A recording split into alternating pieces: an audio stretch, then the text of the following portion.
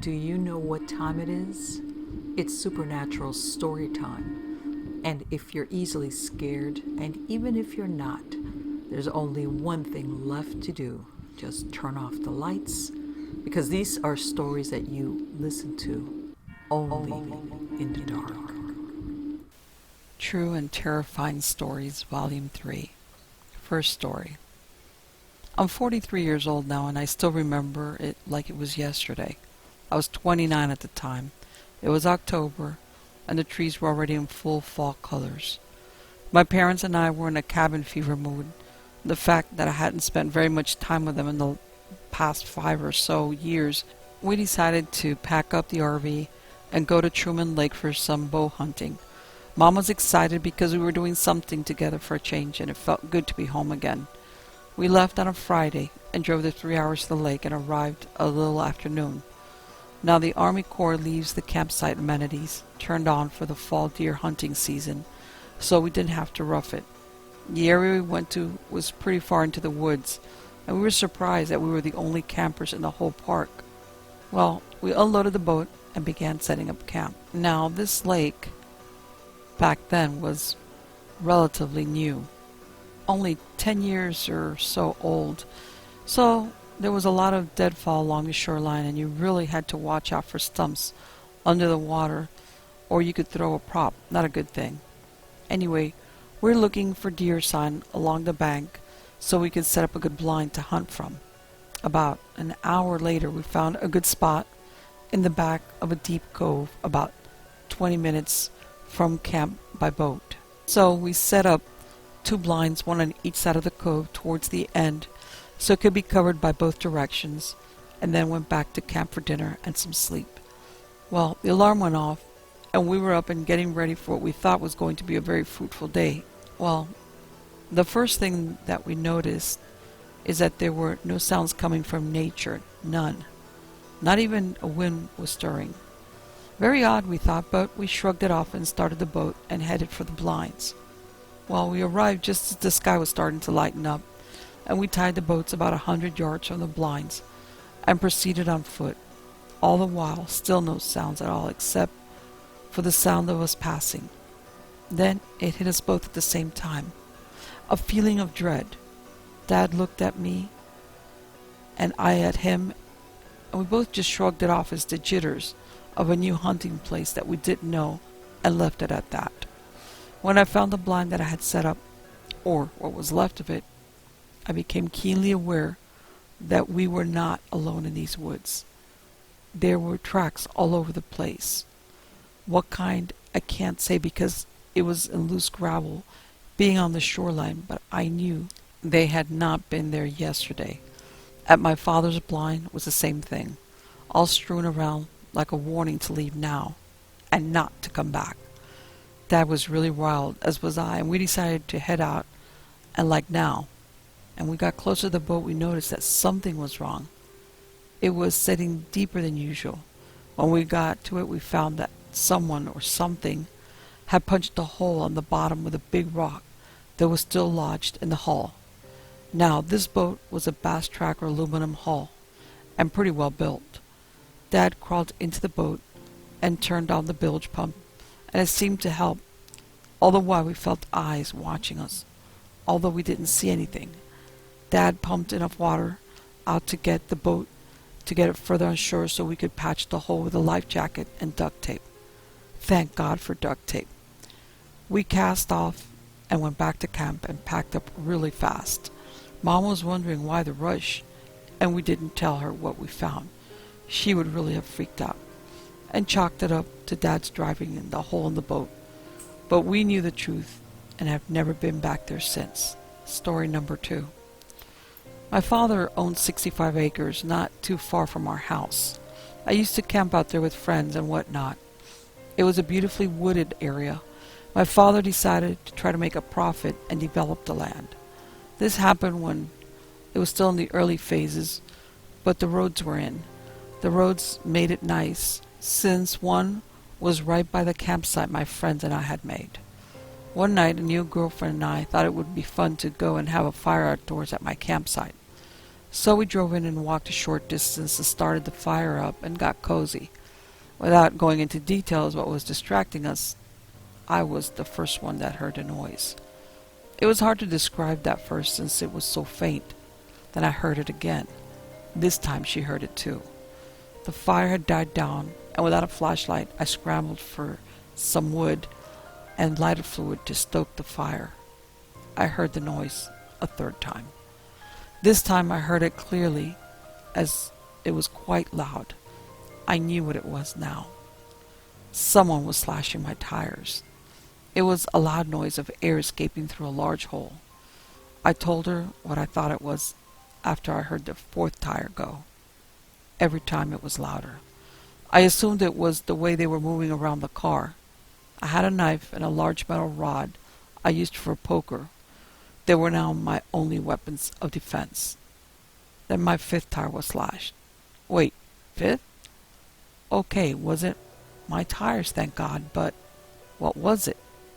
I realized, too, that fifth sound was very close. I finally found the lighter fluid, flared the fire for some light just as I heard the sixth sound. It was maybe 40 feet away at that point. A strange grunting, hissing, metallic sound. I started to think my friends were out there messing with us. They knew we were heading there, and what better time to play a prank like this, as Blair Witch had just come out a couple of months earlier.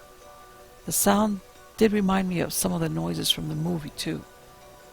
The seventh sound, after I flared the fire up, whatever was making it, had taken a 90-degree from us, and I breathed a sigh of relief. I grabbed my girlfriend's hand and led her out of there. What was it? Well, these were the days before I camped a lot and knew little about the woods. According to a co-worker who I told the story to the next day and who was an avid hunter, said it was a deer. Some sort of mating call, I guess. Scared me, though, to say the least. And I realized I deserved it, since I had broken a big horror movie rule. Being in the woods, doing what we were doing. And we lived to tell the tale. Next story. My stepmother had a house in Connecticut a couple of years ago. She and my dad said it was haunted and that ghosts would mess with people. One story went that my cousin was really sick and almost had to go to the emergency room and stayed the night because it was close to the hospital. Well, in the middle of the night, an older lady came, talked to both my cousin and his father, saying how she protected the house and made sure all the children were safe and the house was safe. My uncle passed it off the next morning and thought it was just a dream, but his son was 100% better. At breakfast, my cousin turned to my uncle and said, "Daddy, who was that lady we were talking to last night?" They have yet to stay in the house again. When the house was being remodeled, a worker had the great task of pulling down the old ceilings and walls, all made of plaster, to put up new drywall. Every night, he would leave his tools in the main hallway so that he could get to work the next morning. Every day he had to search the house for the tools, as the ghosts moved them. He never spent the night in the house, and said he would never do so. Now, the rest of my story. I spent the night there 2 nights, and both were very interesting. I was there with my girlfriend, now my wife, my sister, brother, dad, and stepmother, visiting the state, among other things. About 12 a.m., we all heard this god-awful noise coming from the attic. Now, this part of the house used to be slave quarters, and the noise wouldn't stop. Then all the doors upstairs started to slam and reopen, slam and reopen. We all slept in the same room, and everyone was accounted for. Later in the night, several other doors started opening and closing. You just get this fear inside you. If you have experiences like this, you know that fear.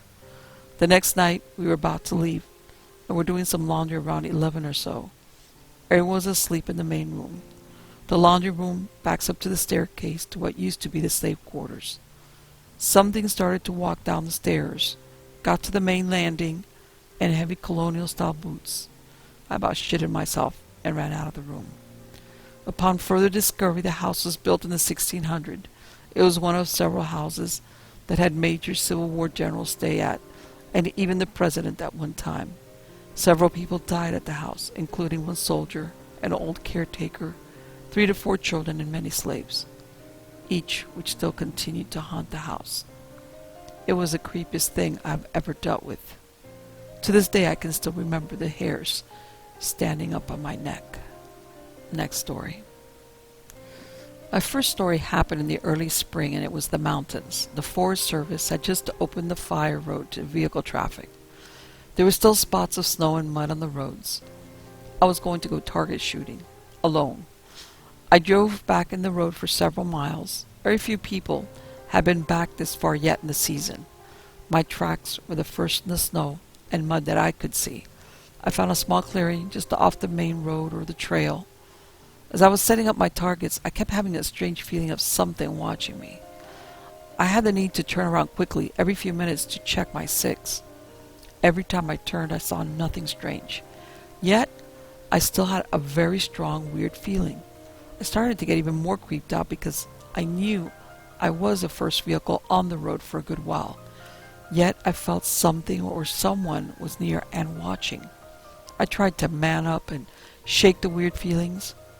I walked the perimeter of the clearing with gun in hand, trying to put my fear at ease, but found nothing odd.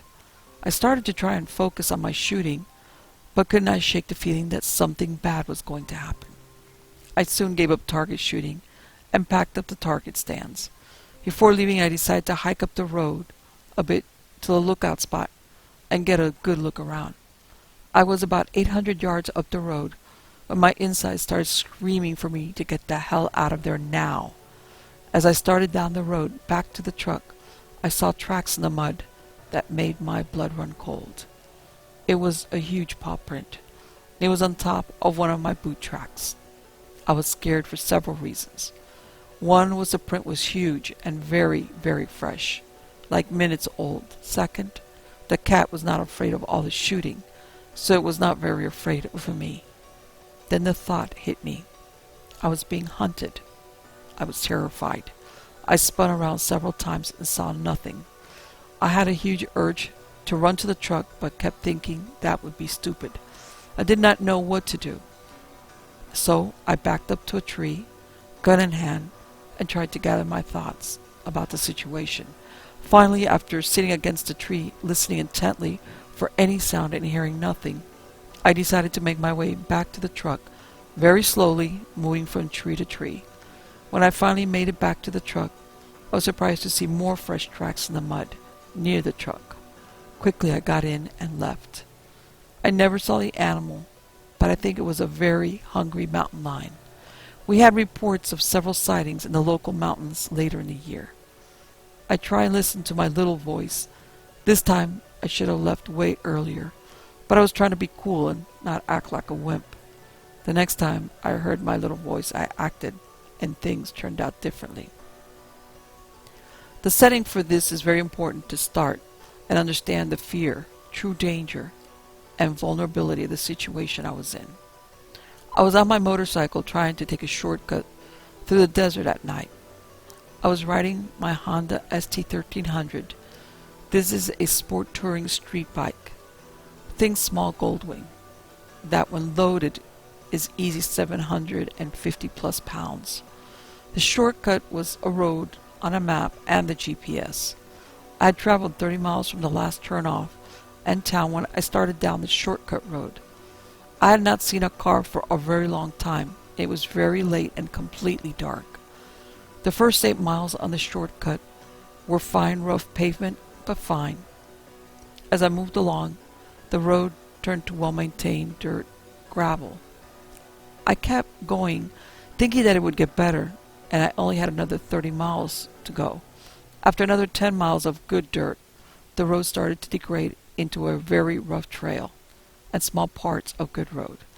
I was completely focused on dodging the large rocks, deep sand, and keeping the bike upright, so I was not thinking clearly about the situation I was getting into. My speed was no faster than 10 to 12 miles an hour max. The thought of turning around and retracing all that rough, difficult road, and the constant hope of the road getting better, kept me grinding along. After an hour of the slow-moving trial, I could see in the moonlight a small mountain range, and I knew the road went through them, and on the other side was a main highway. I was excited until I saw the lights of another vehicle moving towards me.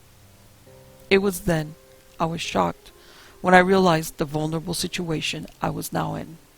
No one knew where I was, no cell service, alone at night in the desert at 12 a.m., and it was still over 100 degrees, and on a bike that could not be driven fast over that terrain. Not good. I've always felt safe on the bike. I could ride away. Not this time. Not on this road. Impossible. For then, the next 30 minutes, I watched as we closed in on each other. I saw no reason in running, as I knew they would catch up before I could get back to good road and escape. I could see the truck slowly moving down the mountain road towards me.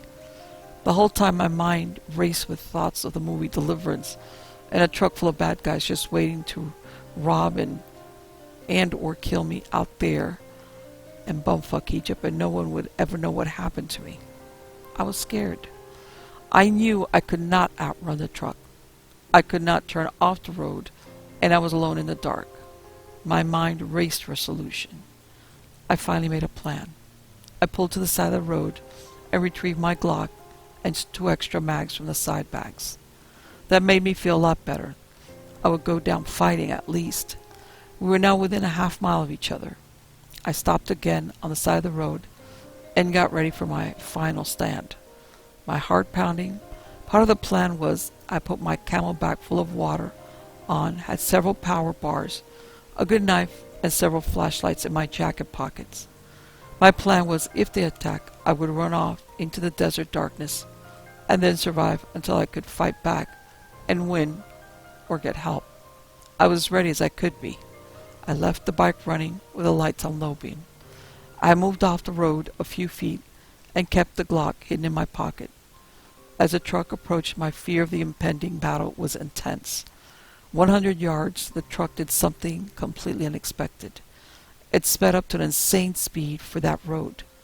The truck was bouncing hard, and I could hear the tires spinning, motor revving, and the truck bottoming out the suspension as it impacted the ground after each bump. I stepped further off the road and watched as the truck raced past me in a cloud of billowing dust and crashing noises. As it passed, I could see 2 males and a girl in the cab, staring with terror at me through the windows. After another 50 yards, the truck slowed to a more reasonable pace and just kept going, never to be seen again by me. I started to laugh at myself.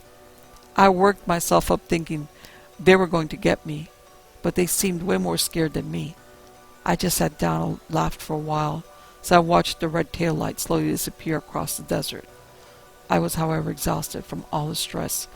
Even though things turned out fine, I was still wore out. After a short rest, I started down the road, only to finally give up on the shortcut and turn around. I had enough adventure, and just wanted to head home, even if it was longer. On the way home, I thought about the incident and realized I did okay, seeing my vulnerabilities and making a plan if they had turned out to be dangerous. Then it occurred to me. They might have sensed my willingness to fight if pushed, and their little voices were screaming to leave. Nice turn of events this time, but I made sure never to be caught in a situation like that again. Next story. Me and a buddy went camping in an area known as Knoll Lake in Arizona. We expected to stay around 3 days. First day and night was uneventful and peaceful. On the second day, around mid-afternoon, we got a whiff of something foul, kind of like a garbage can on a hot day. It came and went suddenly. We joked to each other, accusing the other of passing gas. About an hour later, I was at the shoreline of the lake fishing, and I got a whiff of that foul smell again. So I looked around, very annoyed, but I didn't detect anything. My buddy was about 75 yards away at camp as you follow the shoreline, so I grabbed my gear and headed back. In the evening, we were cooking and we heard what sounded like someone chopping wood about 200 yards up the hill behind us. We just stood up and stared in the general direction. It lasted about 10 minutes with intervals in between.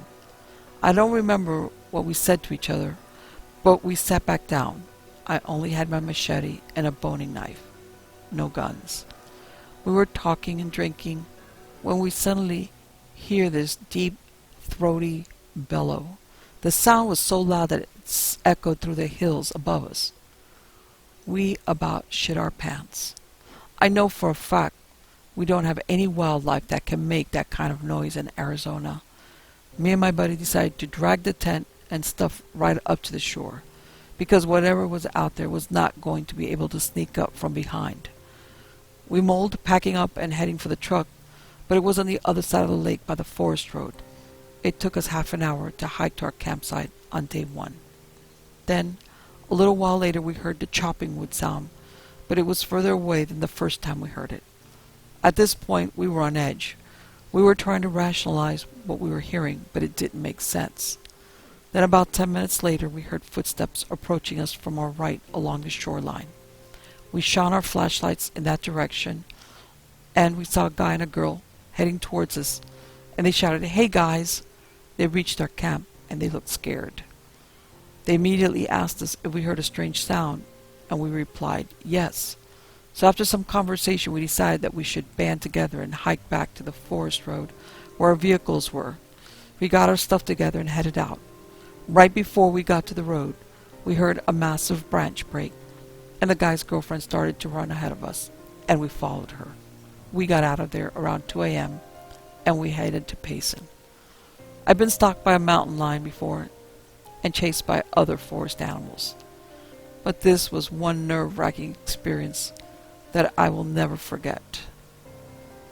And I know that whatever was following us was not something I've ever encountered before. Next story. I had a bad hiking experience back in September of 2001. Me and my cousin decided to go hiking around an awesome place. We go trout fishing in Somerset County, Pennsylvania. No trails. We wanted a new experience, so we blazed a trail into a very remote area. My dad dropped us off at the creek on the 9th and was going to pick us up at the same location on the 10th. The day was awesome, good weather, although it was hot since the hiking was all uphill and steep. We had our goal set for the top of the mountain, but due to the thick vegetation, we had to whack through most of the way. We didn't make our goal. Come evening, we had made it to a part of the mountain that leveled out, so we decided this was where we would stop for the night. We didn't have tents. Instead, we made shelters from tarps and ropes that we had taken. We made our fire and cooked up some of our freeze-dried food. By the time we got done eating, it was probably around 10 p.m. We were sitting around the fire just relaxing from our grueling hike to this point. The insect noise was deafening that night, but I started to hear this odd noise off in the distance. It raised the hair on my neck. I didn't say anything at first. I was just trying to listen closer, but soon I could tell it was getting closer to us. I said to my cousin, "Do you hear that?" But he couldn't yet. I said, "It sounds like people talking loud and making noise out there." There is no way there are other people way out here and walking around at this hour. And all the while, it was getting even closer, and he could now hear it also. And it was now clear that it was a pack of dogs or coyotes and that they were headed our way. We could hear them barking, yapping, snarling, and just making all kinds of noise. At this point, we were both very frightened, and we were piling more wood on the fire, hoping that would help keep them away. They got so close that I was thinking any second I'll be able to see them. They must have run by within 20 yards of us, but never came into the light of the fire. And just as quickly as they came, they went off into the distance until we couldn't hear them anymore. That was very scary. We didn't know if they were going to come back. Neither of us slept in our shelters that night. We even contemplated packing up and trying to find our way back down the mountain, but decided that was not a good idea at all. We just sat around the fire and leaned against some trees, dozing off periodically throughout the night. As soon as it was light enough to see, we packed up and hiked back down. And the dogs weren't the only thing. All throughout the night, I could just hear things from further up the mountain. It was very strange. The sound of trees crashing down. Something large pushing through thick brush. All I know is I won't go there again without a weapon. Next story. I was camping at a provincial park in Ontario during the summer with some friends. We had canoed and portaged really deep into the interior of the park and chose to camp at a peninsula that had a rocky shore on one side and a sandy beach on the other. During the night, one of my friends decided to shoot off fireworks. We told him to cut it out since it's not allowed, and we didn't want to get kicked out. Considering how deep in the interior we were, I doubt any rangers would have found us. A few hours after heading into the tent to call it a night, I heard some footsteps or something moving about in our campsite. Black bears are abundant here, so of course all our food was hanging off the ground.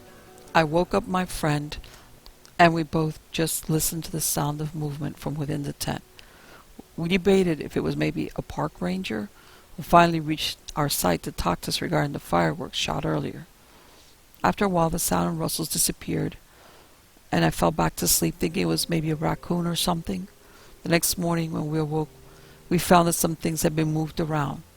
The strangest was a garbage bag we had left on the ground. During the night, someone had picked up the garbage bag and tied it to a string and had strung it between two trees to dry our clothes. We asked around, but no one had done it, so we reasoned it was the sound we heard last night. We considered maybe a ranger arrived and did it, but we highly doubt a park ranger would be investigating sites in the middle of the night unannounced and without using a flashlight. As to who or what was investigating our camp, to this day I have no answer. But sometimes ignorance is bliss. Next story. This happened to me at work about 2 years ago. It was very early in the morning, around 2 or 3 a.m., and I was in a very open area waiting for my boss to return with some equipment. As I was waiting, I got that feeling like I was being watched by something that didn't want me there, or had some intent of harming me. I stood up and looked around. The moon was very bright that night, and I could clearly see all the way to the tree line, probably 50 yards on both sides of me. Nothing around me. I calmed down a bit and took my pack off my back to get my drink out. As I opened my drink, I heard the whoosh whoosh whoosh sound flying through the air from behind me.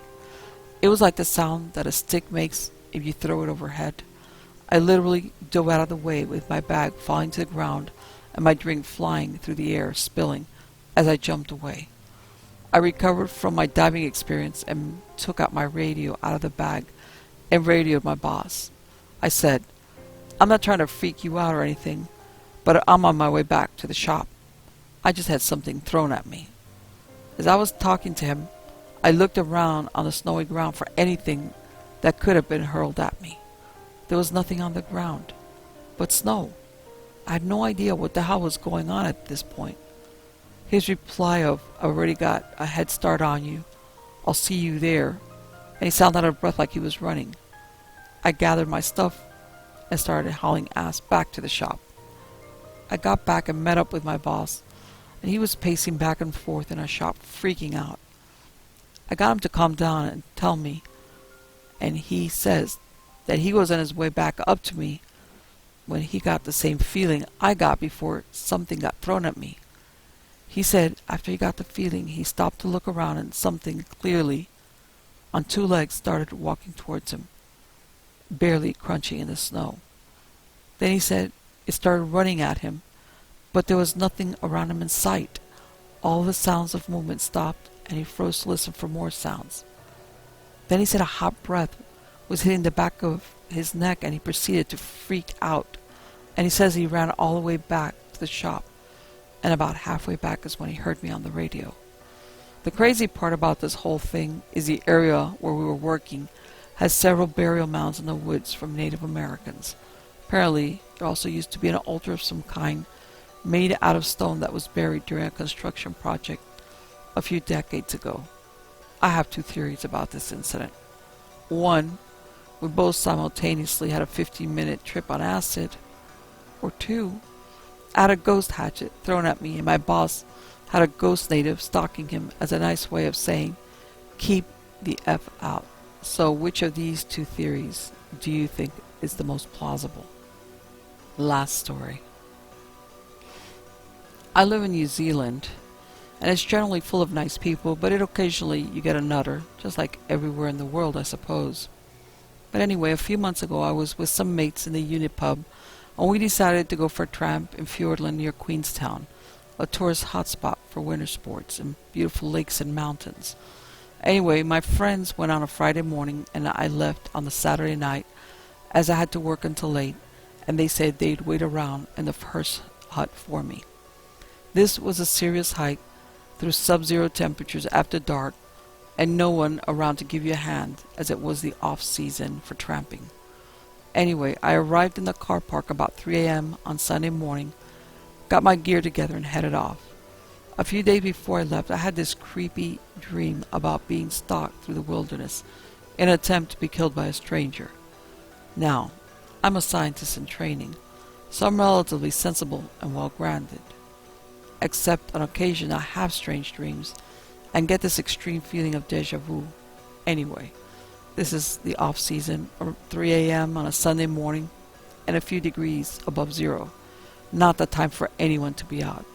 I thought I shouldn't have been there. Because of this dream, I came equipped. Better safe than sorry. I'm a hunter generally, rather than a tramper.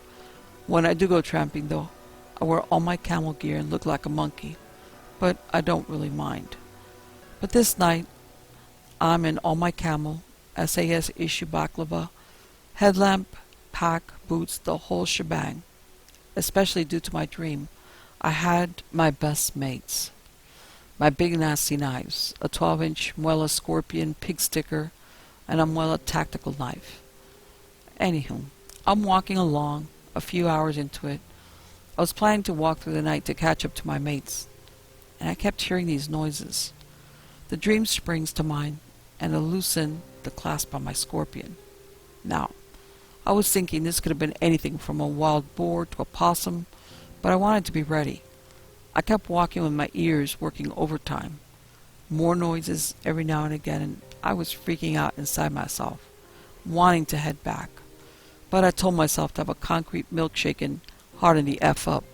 Anyway, I've been walking an hour or so, and I was on the straight stretch without much cover on it. About 100 meters past where it went straight, I heard the scuff as a shoe kicked the rock in the ground about 5 meters behind me. I turned around so fast I reckon I almost broke the bloody sound barrier, and caught in the light of my headlamp this guy, no pack on, trainers instead of hiking boots and jeans, and a plaid shirt on, not equipped for a 4-day, 62-kilometer track ahead. I was almost as surprised to see him as he was to see me whip around with my foot-long knife and a baklava on. So I summoned up my gruffest and manliest voice, considering I almost wet my pants, and told him to walk in front. I let him get a good distance ahead of me, but still within sight, and followed. After walking another 45 minutes, I realized how cold it was. I turned back to the car and set off at a steady jog. I slept under all my gear and woke up cold. It got to negative 10 degrees Celsius. I had to ram the door of my car with my whole weight behind it just to open the door, and it took a few goes even then. I started early in the morning, just before sunrise. I eventually got to my friends after some boot difficulties. They were new, and I thought it would be a good opportunity to wear them in. I ended up with a 1-inch diameter hole in the back of my feet, which hurt like the shit. Anyway, when I got back to the hut, a 16-kilometer steep hike uphill, I asked my mates if anyone had come through saying they encountered a crazy guy with some big knives, and they said they hadn't seen anyone that fitted my description. On the way out, though, I lagged behind away as my feet were killing me, and my friends were eager to get back to civilization, where the beer and food was. I was walking along, daylight this time, and I had the horrible feeling of being watched. This happened for a while, along with rustles in the undergrowth. I just walked along making lots of noises and brandishing my knives about in plain sight, saying that I couldn't wait to get off to National Park and go kill some stuff. Didn't have any problems, funny enough, though. I guess whoever or whatever was out there in the bush heard what I was saying about the big knives, etc.